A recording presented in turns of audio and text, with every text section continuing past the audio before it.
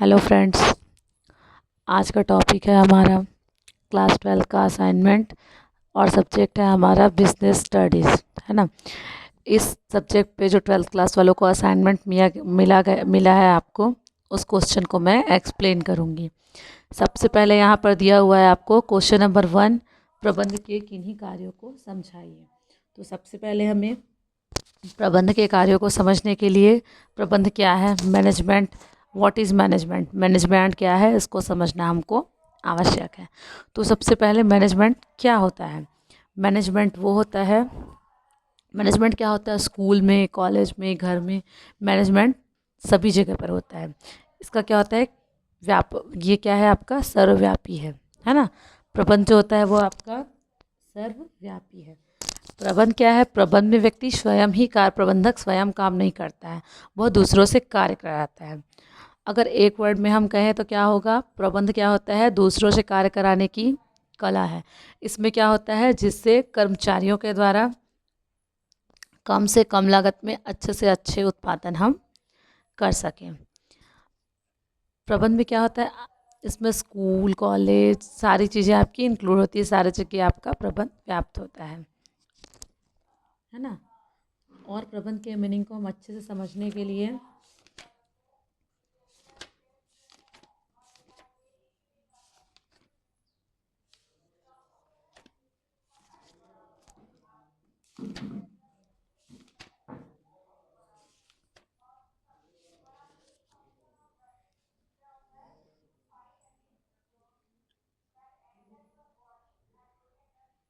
जैसे यहाँ पे लिखा गया है कि आपका management is a process. Management क्या है, एक प्रोसेस है। कैसे एक प्रोसेस है आपका, जिसके अंतर्गत क्या होता है, प्लानिंग होता है, ऑर्गेनाइजेशन होता है, संगठन होता है, नियुक्तियाँ होती है, निर्देशन होती है, ये सारी चीज़ें शामिल होती है ना। इसके अंतर्गत क्या होता है, कुछ ना कुछ ऐसे आपके लक्ष्य होते हैं जिसको हम क्या करते हैं, जिसके लिए हम कर्मचारियों के द्वारा कार्य करवाते हैं, और कैसे उस कार्य को कैसे अच्छे से अच्छा करवाना है, और न्यूनतम समय में अच्छे से अच्छे लागत पर लक्ष्य को हम प्राप्त कर सकें, इस चीज़ों का मैनेजमेंट किया जाता है। ये क्या होता है, मैनेजमेंट होता है ना, प्रबंध होता है। फिर हमें क्या समझना है, प्रबंध के कार्य। तो सबसे पहले प्रबंध के कार्य समझने के लिए हम क्या करेंगे, प्रबंध के कार्य, प्रबंध के किन्हीं 3 कार्य को समझना है। तो सबसे पहले हमारा प्रबंध का कार्य है, सबसे पहले होता है प्राइमरी फंक्शन, है ना। अब देखिए ये है आपका प्राइमरी फंक्शन। प्राइमरी फंक्शन में दिया हुआ है सबसे पहले आपको प्लानिंग। अब देखो प्लानिंग बुक में जो लिखा है उसको तो आप लोग भी पढ़ लोगे, है ना। तो मैं आपको अपने वर्ड में बताती हूँ, ओन वर्ड में। प्लानिंग क्या होता है, कोई भी चीज़ हम करना चाहते हैं, उसके लिए हम देखते हैं कि हमको कोई चीज़ करना है, तो पहले से हम प्लानिंग करते हैं कि क्या करेंगे, कैसे करेंगे, कौन करेगा, कौन सी चीज़ कहाँ से आएगा, है ना। ये सारी चीज़ें हम क्या करते हैं, देखते हैं। नियोजन क्या होता है, प्लानिंग भविष्य में झांक कर देखने की विधि होती है। मतलब हम क्या करते हैं, भविष्य के गर्भ में देखने की विधि है। इसका मतलब ये है कि हम जो काम करना चाह रहे हैं ना, हमारा जो लक्ष्य है, उसके लिए हम क्या करते हैं, यहाँ पर प्लानिंग करते हैं। मतलब भविष्य की चीज़ों को हम क्या करते हैं, देखते हैं कि कैसा होगा, क्या होगा, और इस चीज़ को करने के लिए अभी हमें प्लानिंग करना है, तो हम उसको कैसे करेंगे, क्या करेंगे, किसके द्वारा करेंगे, ये सारी चीज़ों का अध्ययन किया जाता है। फिर सेकंड है आपका ऑर्गेनाइजेशन, है ना। ऑर्गेनाइजेशन, ऑर्गेनाइजेशन में क्या है, ये आपका सेकेंडरी, है ना, दूसरा कार्य है प्रबंध का। ये आपका महत्वपूर्ण कार्य है। संगठन, संगठन क्या होता है, ऑर्गेनाइजेशन दो या दो से अधिक व्यक्तियों का हो सकता है।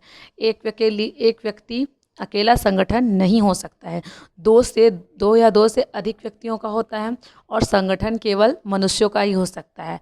पशु पक्षी या जानवर का जो ग्रुप रहता है उसको हम संगठन नहीं कह सकते हैं, है ना।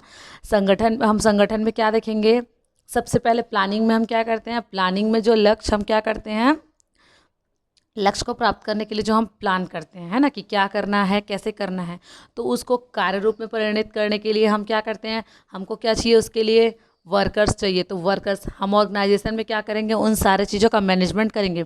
जो हमारा प्लानिंग है उस काम को हम करवाएंगे ऑर्गेनाइजेशन के थ्रू, क्योंकि कोई भी संगठन है वो बिना कोई भी प्रबंध जो होता है वो बिना संगठन के जीवित नहीं रह सकता है, क्योंकि कर्मचारी और जो मानव और मशीन है ना, जैसे कर्मचारी होते हैं वो और मशीन, ये दोनों का प्रयास से ही हम क्या करते हैं, पूर्व निर्धारित लक्ष्य को प्राप्त करते हैं, है ना।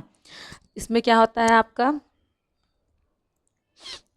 मजबूत संगठन प्रबंध अपने लक्ष्य को प्राप्त नहीं कर सकता है। मतलब ये है कि संगठन को मजबूत एवं प्रभावी बनाता है व्यापार, उद्योग, विभिन्न साथ, जो उन दोनों के बीच क्या होता है, सामंजस्य होना चाहिए, तभी वो क्या होगा, आपका ऑर्गेनाइजेशन होगा। फिर होता है नियुक्तियाँ। अब हमने संगठन बना लिया, उसके बाद का आपका थर्ड है ना, तीसरा महत्वपूर्ण कार्य क्या है आपका, नियुक्ति करना। अब देखो हमने जो संगठन बनाया उसमें हम क्या करना पड़ेगा, कार्य करने के लिए हमको कर्मचारियों की नियुक्ति करनी पड़ेगी। उसके लिए क्या होता है, श्रमिकों का चयन, प्रशिक्षण, पदोन्नति, राय लेना, है ना। इसमें क्या होता है, सबसे पहले ये प्रबंध का तीसरा कार्य होता है ना। प्रबंध का तीसरा कार्य, महत्वपूर्ण कार्य, नियुक्ति करना है, क्योंकि हम बिना कर्मचारियों की नियुक्ति के तो हम अपने लक्ष्य को प्राप्त नहीं कर सकते हैं, है ना। इनका भी योगदान है, क्योंकि क्या होता है, कर्मचारी के बिना संगठन नहीं हो सकता, और बिना संगठन के क्या हो सकता है, प्रबंध नहीं हो सकता। लेकिन नियुक्ति हेतु अलग अलग जो विभाग होते हैं वो अलग अलग अपना पर्सनल डिपार्टमेंट खोलकर रखते हैं, और इसी विभाग के द्वारा नियुक्तियां करते हैं। नियुक्तियां करने के समय इस बात को ध्यान रखा जाता है कि जो कर्मचारी होता है वो नियुक्त कार्य के लिए होता है, और कार्य जो होता है वो कर्मचारी के लिए होता है। मतलब ये है कि व्यक्ति कार्य के लिए, वह कार्य व्यक्ति के लिए होता है। यहाँ पे ये देखा जाता है नियुक्तियाँ करते समय, जिस पोस्ट के लिए आपने एडवर्टाइजमेंट किया है, जिस पोस्ट के लिए नियुक्ति की गई है, वो उसके लिए एलिजिबल है या नहीं, है ना। इसमें क्या करते हैं, श्रमिकों से राय व परामर्श भी लेते हैं। कर्मचारियों की कार्य कुशलता है ना, कर्मचारियों की जो स्किल्स के लिए हम क्या करते हैं, उनको आवश्यक सलाह भी देते हैं। फिर है आपका फोर्थ चतुर्थ कार्य कौन सा है आपका, इसे निर्देशन बोलते हैं, डायरेक्शन। अब देखिए, प्रबंधक जो होता है वो क्या करता है, डायरेक्शन मतलब निर्देशन। जैसे आपको कोई एक निर्देशन देता है, वो प्रबंध क्या होता है, प्रबंध एक निर्देश देता है, वो क्या होता है, एक मस्तिष्क की भांति होता है आपका। इसमें क्या होता है, संपूर्ण व्यवसाय का उद्योग को करना होता है, वह अन्य कर्मचारियों को आवश्यक कार्य कराने हेतु निर्देश देता है। इसमें क्या होता है, जो प्रबंधक होता है, प्रबंध वो मस्तिष्क की भांति होता है, वो सारे कर्मचारियों को काम करने के लिए निर्देश देता है, ताकि जो कार्य, जो हमारा लक्ष्य है, वो योजनाबद्ध तरीके से चलते रहे और हम अपने लक्ष्यों की प्राप्ति समय से कर सकें। और निर्देश जो दिया जाता है वो हमेशा स्पष्ट होना चाहिए, ठीक है। फोर्थ कार्य हो गया आपका। अब हम देखेंगे कार्य नंबर जो 5 है ना, 5। अब 5 में हम क्या देखेंगे, सबसे पहला अभिप्रेरण, मोटिवेशन। ये मोस्ट इम्पॉर्टेंट चीज़ होती है, बहुत ही इम्पॉर्टेंट चीज़ है आपका, है ना, बहुत ही इम्पॉर्टेंट चीज़ है आपका मोटिवेशन, है ना। मोटिवेशन में क्या होता है, आप किसी को मोटिवेट करते हो। हम क्या करते हैं, प्रबंध को समय समय पर मोटिवेशन के लिए प्रोग्राम भी कराने, मोटिवेशन करने के लिए अपनी कर्मचारियों को मोटिवेट करने के लिए हमको सेमिनार वगैरह भी करवाने चाहिए, क्योंकि अब स्थिति ये नहीं है कि हम डरा या धमका कर काम करें। अब ऐसा आ गया है कि काम बहुत अच्छे से हो जाए और अच्छे से अच्छा काम निपटाया जा सके, ताकि हम अपने लक्ष्य को जल्दी से जल्दी प्राप्त कर सकें और अच्छे से प्राप्त कर सकें। सबसे पहला चीज़ ये होता है कि कर्मचारियों को हम 2 तरीके से भी मोटिवेट कर सकते हैं। एक तो होता है पॉजिटिव, एक तो होता है नेगेटिव। इसको आप बोल सकते हो धनात्मक या ऋणात्मक। धनात्मक के क्या कर सकते हैं हम, एक तो हम मोटिवेट करने के लिए प्रोग्राम वगैरह तो कर ही सकते हैं, है ना। लेकिन जो मोटिवेशन में 2 चीज़ें और आती हैं, है ना, क्योंकि एक होता है धनात्मक, एक होता है ऋणात्मक।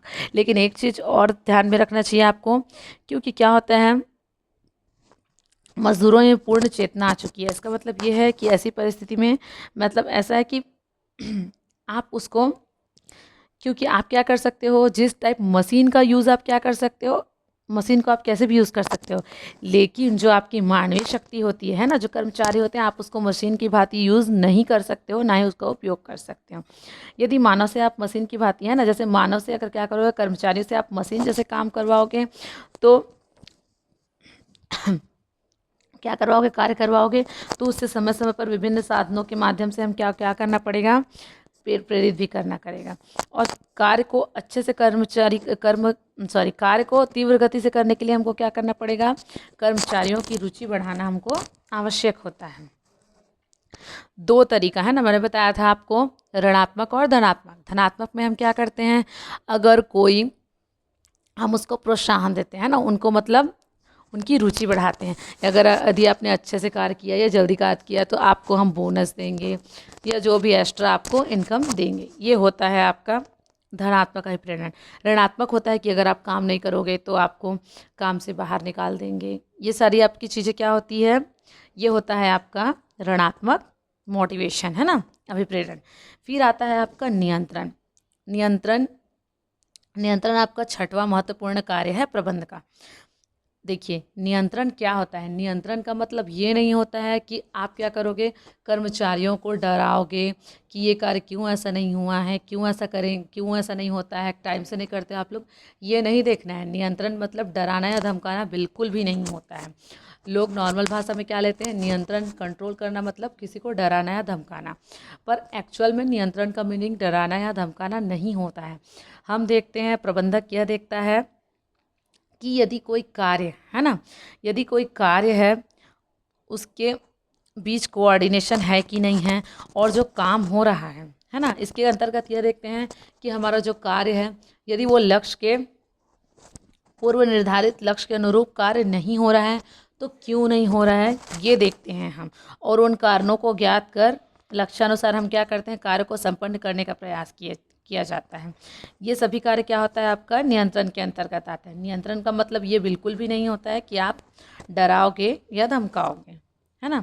इसमें क्या होता है, नियंत्रण के अंतर्गत आप एक देख सकते हैं तो जिम्मेदारी का मापदंड निश्चित करना, है ना, ये सारी आदि चीज़ें आती हैं। यहाँ पे हम क्या करते हैं, कार्य अगर लक्ष्य के अनुसार नहीं हो रहा है तो वो क्यों नहीं हो रहा है, इसका कौन सा कारण है, उस कारण को ज्ञात करते हैं हम और उसका समाधान प्रस्तुत करते हैं। फिर है आपका कोऑर्डिनेशन। कोऑर्डिनेशन ये है आपका प्रबंध का ये एक कार्य, ये भी है आपका कोऑर्डिनेशन। मतलब क्या होता है, समन्वय। समन्वय बहुत बड़ी चीज़ होती है, क्योंकि एक उपक्रम में बहुत से कर्मचारी होते हैं और बहुत से वर्ग के लोग होते हैं, है ना। हाई, मीडियम लेवल, हाई स्तर के होते हैं, मीडियम लेवल के होते हैं और लो लेवल के भी होते हैं। तो क्या होना चाहिए, सबसे पहली चीज़ यहाँ पे देखेंगे, एक वर्ड होता है श्रम एवं पूंजी। पूंजी मतलब क्या होता है, जो मालिक वर्ग होते हैं, है ना, जो ऑनर वर्ग होता है वो क्या होता है, पूंजी वर्ग होता है। और एक क्या होता है आपका मानव, है ना, सॉरी, श्रम एवं पूंजी। तो श्रम क्या होता है, श्रम बोले तो वो होता है कि आपका श्रमिक वर्ग होता है। तो यहाँ पर क्या होता है, जो आपका श्रम एवं पूंजी में मधुर संबंध होना चाहिए। और जो कंपनी के जितने सारे कर्मचारी हैं, है ना, उन सबों के बीच क्या होना चाहिए, म्यूचुअल अंडरस्टैंडिंग होनी चाहिए, आपसी तालमेल होना चाहिए उपक्रम में, क्योंकि बहुत से कर्मचारी होते हैं अधिक संख्या में और उत्पादन की मात्रा क्या होती है, अधिक होती है। समन्वय का होना बहुत आवश्यक होता है। अगर इन सारे लोगों के बीच कोऑर्डिनेशन नहीं होगा तो ये सब अपनी अपनी मनमानी से कार्य करेंगे, है ना, एक दूसरे के प्रति क्या करेंगे, अपना अपना काम निकालने के लिए काम करेंगे, एक दूसरे के कोई सुनेगा ही नहीं। इसलिए क्या करना है कि हमको देखना पड़ेगा कि कोऑर्डिनेशन होना चाहिए, सभी के बीच क्या होना चाहिए, आपसी तालमेल होना चाहिए। मतलब श्रम पूंजी के बीच मधुर संबंध होने चाहिए। फिर होता है आपका, वो था आपका प्राइमरी फंक्शन और ये है आपका सेकेंडरी फंक्शन। सेकेंडरी फंक्शन में है आपका सबसे फर्स्ट कम्युनिकेशन। कम्युनिकेशन क्या होता है, संदेश वाहन जो होता है वो आपका प्रबंध का सेकेंडरी फंक्शन होता है, लेकिन ये प्रबंध का आपका सेकेंडरी फंक्शन का फर्स्ट फंक्शन है, ठीक है। क्या होता है, आज के डेट में किसी व्यवसाय को बिना कम्युनिकेशन के चलाना संभव ही नहीं है, मान के चलिए। कुछ प्रबंध शास्त्री क्या बोलते हैं कि इसको प्रमुख कार्य के साथ भी जोड़ लेते हैं। क्योंकि हमको क्या होता है, विचारों का आदान प्रदान करना ही संदेश वाहन कहलाता है। संदेश वाहन क्या होता है, हम क्या करते हैं, विचारों का आदान प्रदान करते हैं, इसे ही हम क्या बोलते हैं, संप्रेषण कहते हैं। तार, फोन, है ना, टेलीफोन, फैक्स, रेडियो, दूरदर्शन आदि इसके साधन हैं। नवाचार हम क्या बोलते हैं, इसको प्रबंध का आधुनिक कार्य भी बोलते हैं। नवाचार देखो दिन ब दिन क्या होती जा रही है, नए नए चेंजेस आते जा रहे हैं। आज नई वस्तु, हर दिन किसी न किसी नई चीज़ों को लेकर क्या होता है, सवेरा होता है। मान के चलिए प्रतिदिन कुछ न कुछ नया परिवर्तन देखने को हमको क्या होता है, मिलता रहता है। तो हम उपक्रम की सफलता के लिए क्या करेंगे, अच्छे से अच्छा प्रयास करेंगे और कुछ ना कुछ नया करने को सोचेंगे, है ना। इसके लिए बड़े बड़े व्यावसायिक गृहों में शोध कार्य हेतु अलग से आपका डिपार्टमेंट भी होता है। फिर है डिसीजन मेकिंग एक महत्वपूर्ण कार्य है आपका, क्योंकि हमको क्या होता है, एक जो आपका उपक्रम होता है वहाँ पे हमको कंटिन्यूअस, है ना, अनेक अनेक अवसरों पर निर्णय लेने पड़ते हैं और निर्णय लेने का कार्य चलता ही रहता है, आगे नहीं बढ़ता निर्णय के बिना, और हम निर्णय लिए बिना कोई भी कार्य को आगे नहीं बढ़ा सकते हैं, है ना। तो ये भी क्या है, डिसीजन लेना भी एक मोस्ट इम्पॉर्टेंट है। फिर है आपका प्रतिनिधित्व सबसे पहली चीज़ ये होती है कि किसी प्रबंध, जैसे हम बोलते हैं, सबसे पहले हम कंपनी को ले लेते हैं इस जगह पे, है ना। कंपनी में क्या होता है कि जो शेयर होल्डर होते हैं, है ना, कंपनी का स्वामी कौन होता है, शेयर होल्डर होता है, लेकिन कंपनी को कौन चलाता है, कंपनी का डायरेक्टर चलाता है। वैसे ही क्या होता है, जो प्रबंधक होता है वो कंपनी का स्वामी नहीं होता है, वो केवल क्या करता है, प्रबंधन करता है। स्वामी और प्रबंध उपक्रम का अलग अलग होता है ना, इसलिए बोलते हैं प्रतिनिधित्व। जो कंपनी के स्वामी का प्रतिनिधित्व कौन करता है, प्रबंधक करता है। फिर सेकंड क्वेश्चन है आपका, प्रबंध की किन्हीं, एक मिनट, है ना, सेकंड क्वेश्चन है आपका, प्रबंध की किन्हीं 3 विशेषताओं को स्पष्ट कीजिए। प्रबंध क्या है, मैंने तो आपको इससे फर्स्ट क्वेश्चन ही बता दिया है। प्रबंध की किन्हीं 3 विशेषताओं को स्पष्ट कीजिए। अब प्रबंध की 3 विशेषताएं, है ना, प्रबंध की 3 विशेषताएं आपकी है,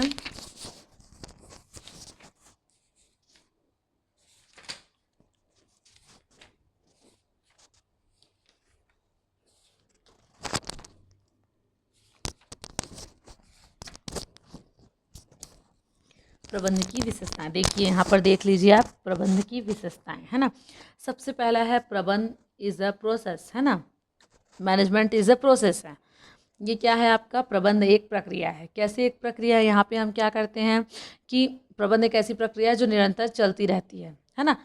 क्या करना पड़ता है हमको, मैनेजमेंट इज, जैसे स्कूल कॉलेज में देखिए प्रबंध का कार्य क्या है, निरंतर चलता रहता है। इसमें हम क्या करते हैं, प्लानिंग करते हैं, ऑर्गेनाइजेशन करते हैं, ये सारी चीज़ें करते हैं। फिर है आपका प्रबंध एक जन्मजात व अर्जित प्रतिभा है। अब देखो, प्रबंध आप एक तरीके से जन्मजात और अर्जित प्रतिभा भी होता है। अब जन्मजात कैसे होता है, जैसे देखिए, एक गायक का बेटा व बेटी, नर्तकी का बेटा व बेटी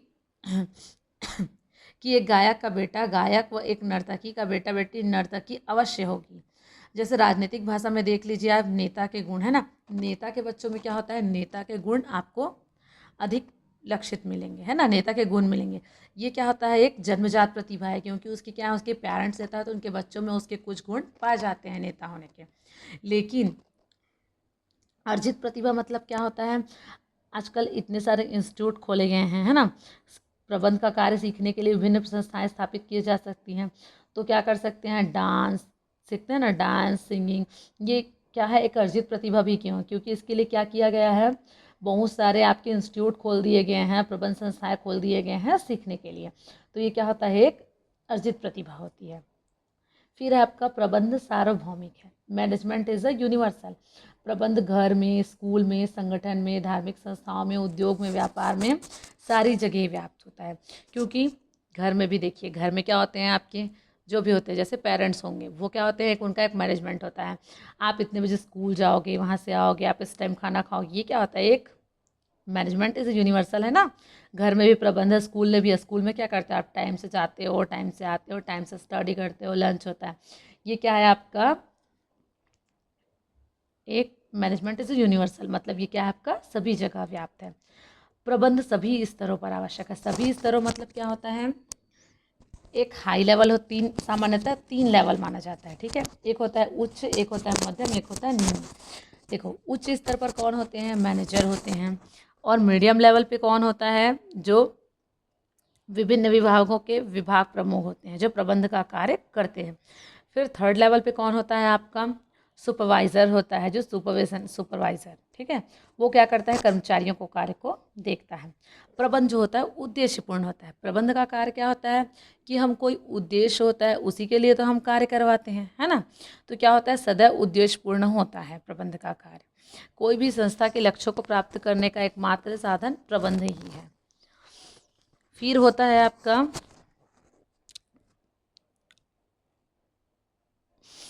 management is a social process. प्रबंध एक सामाजिक प्रक्रिया है। प्रबंध का मूल संबंध मानव से है और मनुष्य का, है ना।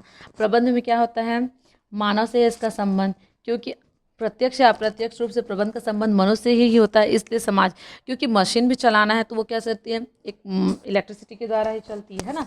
उसको मनुष्य ही तो समझ कर चलाता है मशीन को। मनुष्य क्या जो होता है, समाज का एक अंग है। Management is a social process, एक सामाजिक कार्य।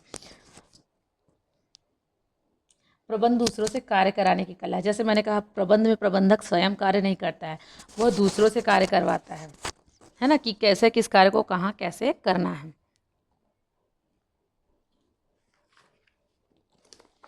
थर्ड क्वेश्चन है आपका, टेलर एवं फेयोल के सिद्धांतों में अंतर स्पष्ट कीजिए, है ना। टेलर एवं फेयोल के सिद्धांत। अब टेलर एवं फेयोल के सिद्धांत मैं आपको बताती हूँ।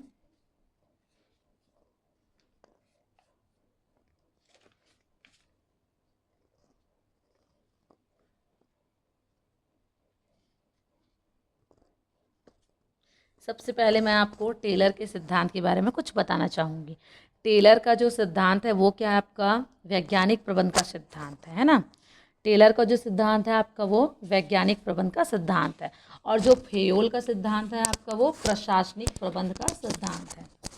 सबसे पहले हम देखेंगे यहाँ पे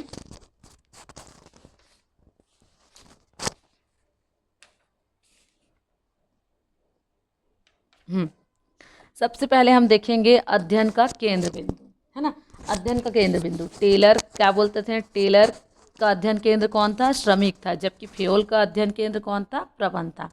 टेलर के सिद्धांत को जैसे मैंने पहले बताया, उसको हम क्या बोलते हैं, वैज्ञानिक प्रबंध के सिद्धांत। और जबकि फेयोल का क्या होता है, प्रशासनिक प्रबंध के सिद्धांत। टेलर टेलर ने अपने सिद्धांत में कारखाना, है ना, प्रयोग बिंदु कारखाना को माना था, जबकि फेयोल ने प्रयोग बिंदु उच्च प्रशासन को माना था। टेलर ने उपक्रम हेतु क्या किया था, एड बॉस केम को, है ना, क्रियात्मक संगठन को उचित ठहराया था। और फेयोल, हेनरी फेयोल जो है, वन मैन ऑर्डर, उसमें क्या है कि एक ही व्यक्ति से आदेश मिलना चाहिए, इस चीज़ को ठहराया था। फिर है टेलर का अध्ययन व योगदान निम्न। टेलर जो है वो निम्न निम्न स्तर श्रमिक से उच्च स्तर प्रबंधक था। लेकिन हेनरी फेयोल का शुरू से ही क्या था, हाई लेवल, है ना, उच्च प्रबंध स्तर रहा है। टेलर को बोला जाता है फैक्ट्री एक्सपर्ट बोला जाता है, और हेनरी फेयोल को क्या बोला जाता है, मैनेजमेंट एक्सपर्ट बोला जाता है। वर्तमान में टेलर के सिद्धांत जो दिखाई नहीं पड़ते हैं, जबकि फेयोल के जो सिद्धांत है ना, एक्सपर्ट, मैनेजमेंट एक्सपर्ट, वो दिखाई पड़ते हैं आपके। फिर है आपका क्वेश्चन नंबर 5, प्रबंध के किन्हीं 5 महत्व को समझाइए। प्रबंध के किन्हीं 5 महत्व को समझाइए, है ना।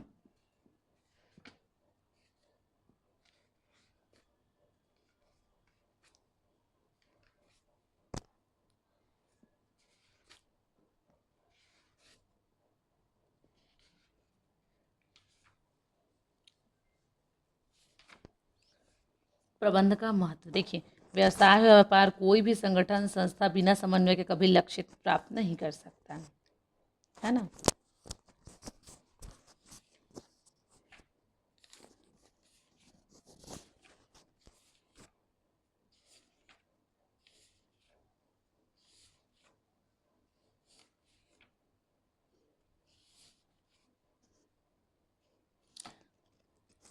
प्रबंध का महत्व हम देखेंगे,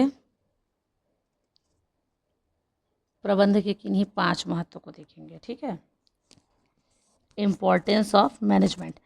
मैनेजमेंट क्या होता है? मनुष्य के शरीर में मस्तिष्क की भांति होता है। जिस प्रकार बिना प्राण आत्मा या मस्तिष्क के शरीर का कोई अस्तित्व नहीं रहता है, उसी प्रकार बिना बिना प्रबंध के व्यवसाय का कोई उपक्रम क्या होता है? अस्तित्व में नहीं होता है। जैसे ही बोलते हैं ना, कोई इंसान में जब प्राण ही नहीं है, उसकी आत्मा ही नहीं है, तो उसके मस्तिष्क का कोई अस्तित्व नहीं होता है। उसी प्रकार किसी उपक्रम में यदि प्रबंध नहीं है तो उसका अस्तित्व नहीं रह जाता है। ठीक है। इसमें हम देखते हैं कोई भी उपक्रम बिना प्रभावी प्रबंध के अधिक समय तक जीवित नहीं रह सकता। मतलब कोई भी उपक्रम जो होता है बिना किसी प्रबंध के, है ना, बिना किसी प्रबंध के वो क्या हो सकता है? ज़्यादा टाइम तक अच्छे से मतलब जीवित नहीं रह सकता है। सबसे पहले टू फेस कट, गला काट प्रतिस्पर्धा का सामना करने के लिए देखिए, मनुष्य, उद्योग या व्यापार, प्रतिस्पर्धा, है ना, जो भी होते हैं क्या होते हैं? कंपटीशन से ही हम क्या होते हैं? आगे बढ़ते हैं। क्योंकि विभिन्न पक्षों को कठिनाइयों का सामना करना पड़ता है। इस पर शब्दों में आशा क्या होता है कि एक दूसरे की व्यापार को क्षति पहुंचाने के उद्देश्य से अपना कार्य सरल करना। इसको हम क्या बोलते हैं? गला काट प्रतिस्पर्धा का सब। इसके लिए क्या है? प्रबंध का आवश्यक होता है। लागत में कमी करने के लिए, अगर हमको प्रतिस्पर्धा में सफल होकर आगे बढ़ना है तो उसके लिए एक ही रास्ता है कि लागत में हम कमी करना। और इस हेतु क्या करते हैं? हम लागत कम करने के उपाय को खोजेंगे, है ना। और ये काम कौन कर सकता है? लागत को कम करने के उपाय को ढूंढना, ये काम प्रबंध ही कर सकता है। लागत में देखिए, लागत में कमी होनी चाहिए परंतु वस्तु की क्वालिटी में कमी नहीं होनी चाहिए, गिरावट नहीं आनी चाहिए। फिर है आपका उत्पादन के साधनों का यूज़। हमें उत्पादन के साधनों का उपयोग करने के लिए भी प्रबंध का महत्व बढ़ जाता है, क्योंकि इन सभी साधनों का उपयोग कैसे किया जाए इसका निर्देशन कौन करता है? प्रबंध के द्वारा ही होता है। फिर आपका बड़े उपक्रमों की जटिलता दूर करने के लिए, विकासशील औद्योगिक युग में क्या होता है? बड़े बड़े आकार के आपके उद्योग होते हैं, अंतर्राष्ट्रीय लेवल पर प्रोडक्शन हो रहा है आपका, जिससे अंतर्राष्ट्रीय स्तर की समस्याओं को सुलझाने के लिए हमको क्या चाहिए? एक अच्छा प्रबंध, श्रेष्ठ प्रबंध व क्रियाशील प्रबंध का होना आवश्यक है। उत्पादन के विभिन्न साधनों में समन्वय के लिए, जैसे मैंने आपको बताया, कोऑर्डिनेशन। श्रेष्ठ व अधिक उत्पादन के लिए क्या होना चाहिए? उत्पादन के जो समस्त साधन हैं, भूमि, श्रम, पूंजी, साहस, संगठन, इन सभी के बीच क्या होना चाहिए? कोऑर्डिनेशन होना चाहिए। और इस हेतु एक अच्छे कोऑर्डिनेटर की आवश्यकता होती है और यह कार्य प्रबंधक के द्वारा ही श्रेष्ठ ढंग से किया जा सकता है, प्रबंध के द्वारा। फिर मैं आपको क्वेश्चन नंबर 5 है ना, मैं लास्ट क्वेश्चन जो आपको बताने जा रही हूँ ये है, हेनरी फेरोल द्वारा प्रतिपादित प्रबंध के किन्हीं 5 सिद्धांतों को समझाइए, है ना। हेनरी फेरोल के द्वारा प्रतिपादित आपके 5 सिद्धांत, 5 सिद्धांतों को मैं बस बताऊंगी आपको।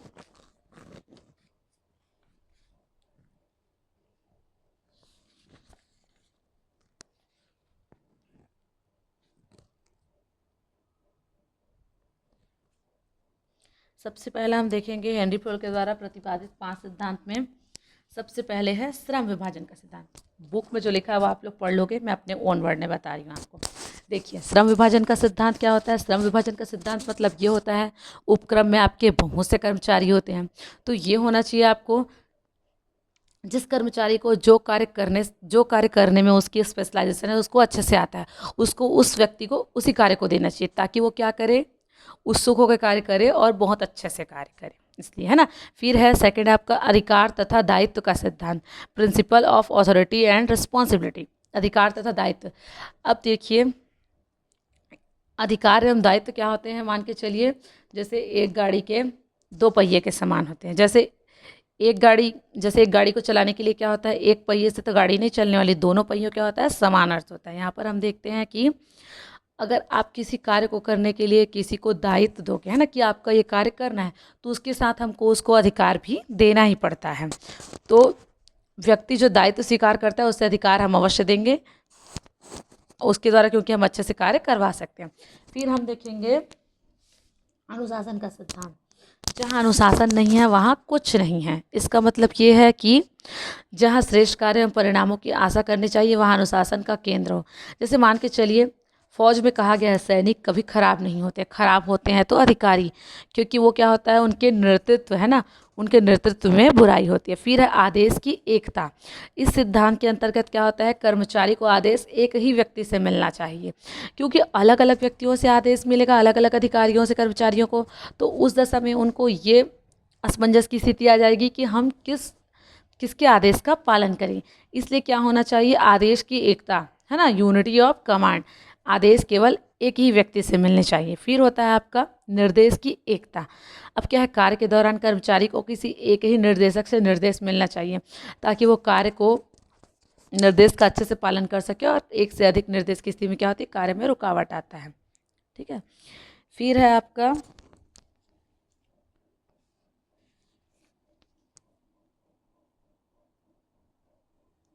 समता का सिद्धांत, है ना, समता का सिद्धांत।